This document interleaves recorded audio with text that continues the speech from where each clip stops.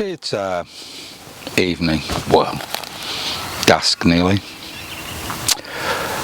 Sometimes as we get closer to the 300 mark in terms of YouTube presentations, topics can be difficult to think of.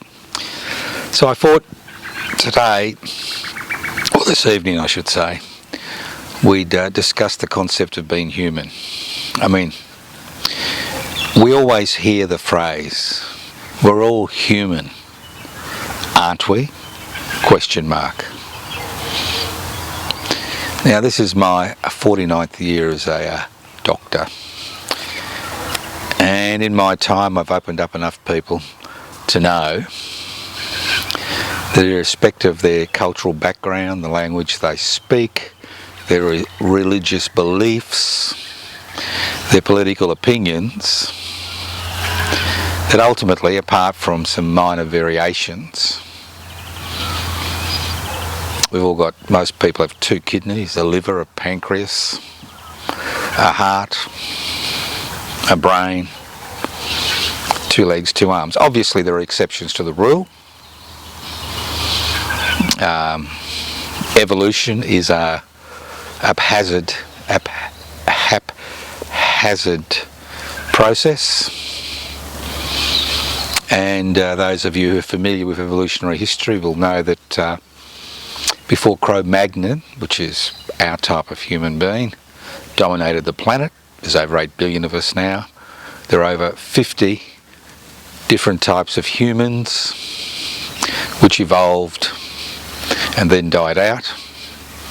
And obviously we did our little bit as a species, the Cro-Magnons, to make sure we were the only human-like form on the planet. So ultimately, as far as DNA is concerned, in the majority of cases, apart from a small minority, we're all human. But do we act as individuals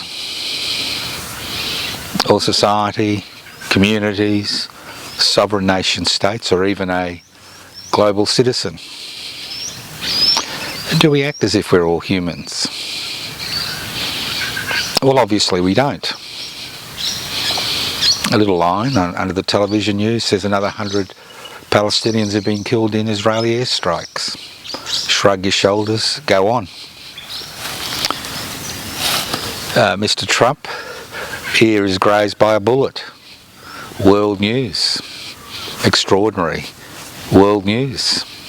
Is there any difference between Mr. Trump and those Palestinians? Not as far as their humanity is concerned.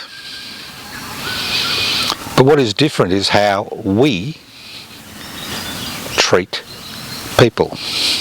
How we have evolved over thousands of years. How we put our faith in rulers or ideologues. How we believe the most extraordinary things. For thousands of years, certain cultures have believed that their rulers are descended from gods. If we look at many religious beliefs, the type of opinions which are expressed are just extraordinary. And then we get the situation where one religious minority or faction within a religious group somehow thinks that everybody has to think the way they think.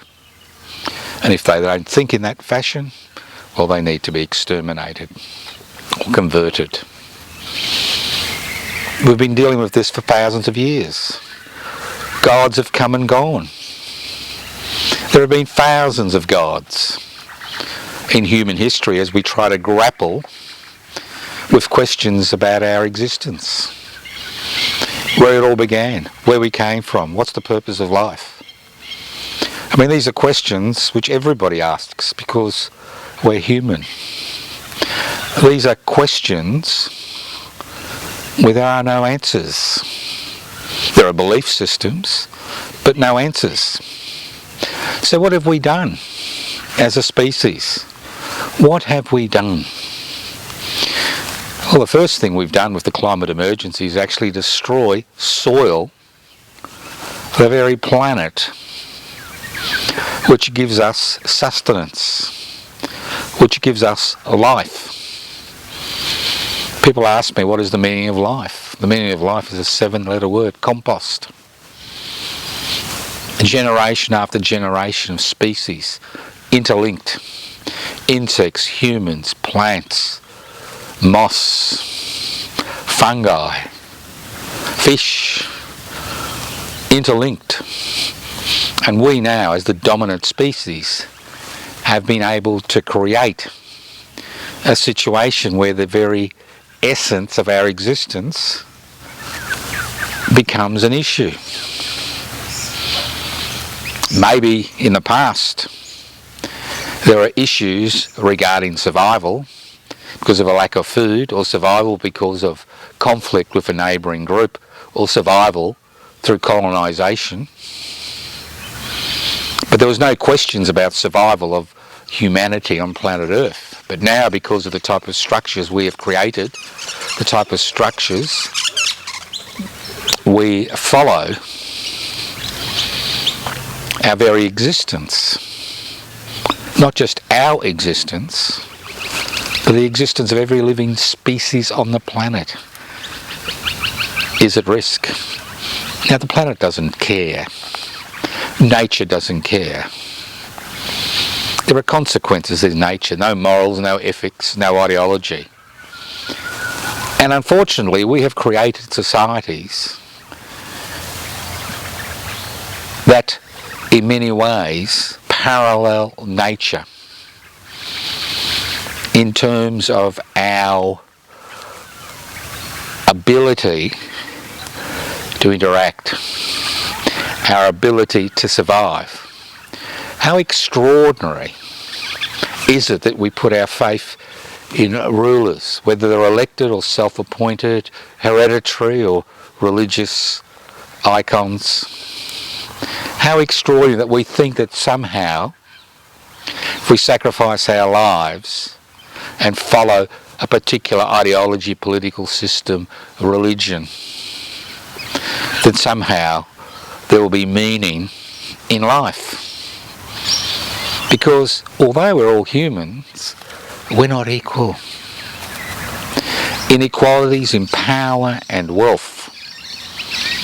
Inequalities in terms of when we're born, where we're born, who our parents are, the situation we find ourselves in, is part and parcel of everyday existence. Although we're all humans, belief systems in our society, not just in our culture, Western culture, but cultures around the world, somehow think that a particular cultural practice or a particular ideology or a particular sexual preference somehow negates our humanity and makes us more important than somebody else.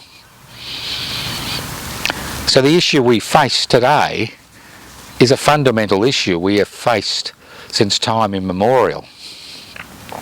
Are we on this planet in order to serve someone, to serve a religious belief, to serve an ideology, to serve a culture, to serve a language? Is that why we're on this planet, or on this planet for another reason? Who knows what that reason is? But ultimately, we now have 8 billion people living on a planet with finite resources. Although science has kept us ahead of the forces of extinction, we now face our own mortality, not as individuals. Each and every one of us face mortality as individuals, but face our own mortality in terms of our very humanity. So no wonder people are asking questions, no wonder people are saying, no more, enough is enough. What's the purpose of creating institutional structures and religious structures which give you the same result? I mean, Einstein said the definition is of humanity, the definition of insanity is doing the same thing over and over again, although you know the result. It's a little bit like being faced with a wall. You can race at that wall and hit your head on that wall and eventually become unconscious or get a skull fracture. Or you can walk around the wall. You can dig underneath the wall. You can climb over the wall. There are different ways to face issues. And one thing about humanity is that we have the capacity, not just intellectually, but the capacity to cooperate with those around us to ensure we all survive and prosper. The difference between us and other species is that we have learnt to cooperate in order to survive and prosper. It wasn't our intelligence in the beginning, it was our capacity to cooperate and work collectively together that allowed different groups to survive. Obviously, when group faced group, we had the concept of conquest. We're better than them because they're a different colour. We're better than them because they speak a different language. We need their land. We need their water. We need their resources in order to expand. But ultimately, the difference between us in the 21st century and most hunter-gatherer societies is that we exploit resources and other human beings in order to enrich ourselves or our families or our community or our nation state. So we may all be humans, but ultimately our destiny is different. And it doesn't have to be different. I keep saying in these YouTube presentations, what a ridiculous situation we find ourselves in Australia in 2024. A very rich continent. So every day we're faced with the same question. The food bank needs food for people who are destitute. There are stories about people who can't keep a roof over their head. There are stories about people who work but can't meet their commitments. There are stories about people who need access to essential healthcare but can't get that access. There are stories about private charities raising money to send Australian kids to public schools. Stories like this are part and parcel of everyday life. Are we colonial societies or post-colonial societies are interesting societies because we, in the majority of cases, have eradicated the original inhabitants who had lived here for over 60,000 years. Not all of them, but most of them. And now we exploit the resources on this planet not to provide the necessities for everyone, but to enrich a minuscule minority. We are continuing to promote economic conditions, economic philosophies, ideologies which centralise power and wealth. And over the last 50 years we have gone backwards. We have gone backwards to the 19th century, the early phase of the 19th century, where the state was only a mechanism which ensured that the status quo continued. The revolutions and revolts which saw millions of people die, which forced the state to take on the responsibility of looking after people, especially in the Western world, which was rich because of its colonial exploitations. We now have gone backwards.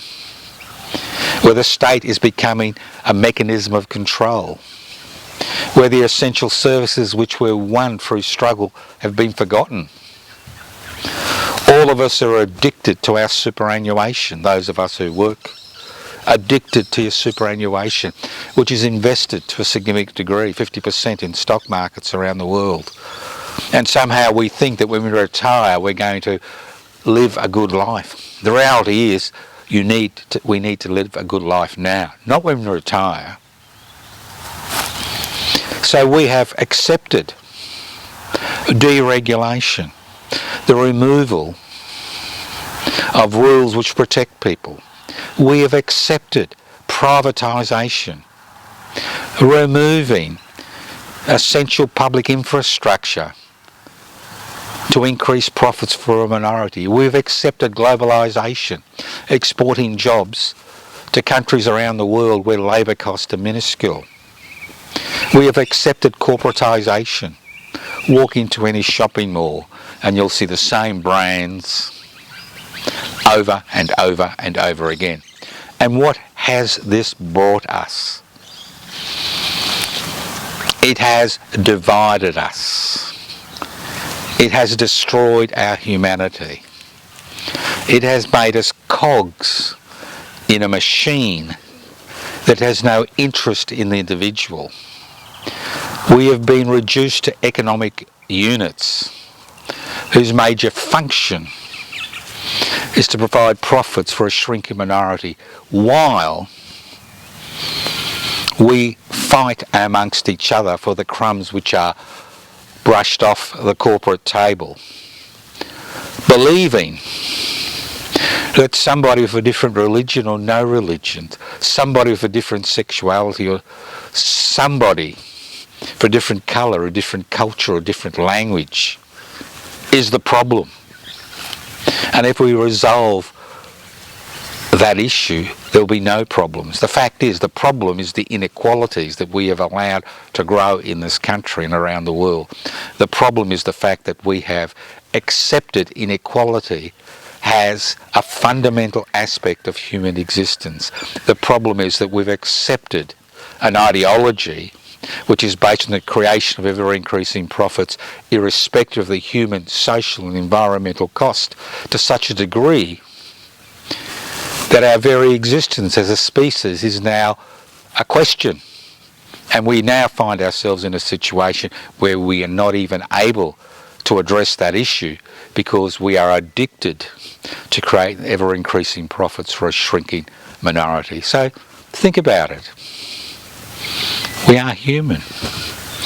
We are all human. But the fact is, life is a handicap race.